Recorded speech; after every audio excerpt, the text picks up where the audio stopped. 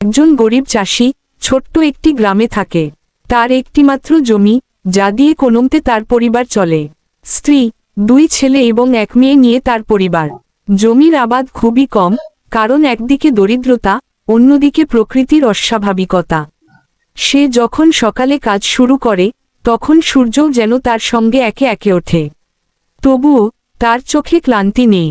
তিনি জানেন, কষ্টে কাটানো প্রতিটি মুহূর্ত তাকে শক্তিশালী করে তোলে। গ্রামের বড় জমিদারের কাছে একদিন কাজ পাওয়ার সুযোগ আসে। তিনি জমিদারের কাছে গিয়ে দর্জি হয়ে কাজ করতেন। তবে সেখানেও তাকে অত্যন্ত খাটো এবং ন্যায্যতা ছাড়াই কাজ করতে হতো। নানা ধরনের অপমান এবং দুর্নীতি সহ্য করেও রহিম কখনোই মুখ খুলতেন না। তার একমাত্র লক্ষ্য ছিল পরিবারের মুখে হাসি ফোটানো। তবে রহিমের জীবন যখন সবার চেয়ে কঠিন মনে হতে শুরু করে, তখন তার এক ছেলে, রমেশ, পড়াশোনায় বেশ ভালো করতে শুরু করে। সে একদিন বলেছিল, বাবা, আমি বড় হয়ে আপনাদের কষ্ট ঘোচাব। এই একটি বাক্য রহিমের জীবনে নতুন আশা নিয়ে আসে। সে বিশ্বাস করেছিল, তার ছেলের কঠোর পরিশ্রম একদিন তার পরিবারের জীবন বদলে দেবে।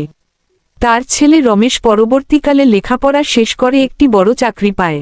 একদিন যখন সে বাড়ি ফিরে আসে, তার হাতে একটি বড় অঙ্কের টাকা ছিল। রহিম ও তার স্ত্রী আনন্দে কেঁদে ফেলে।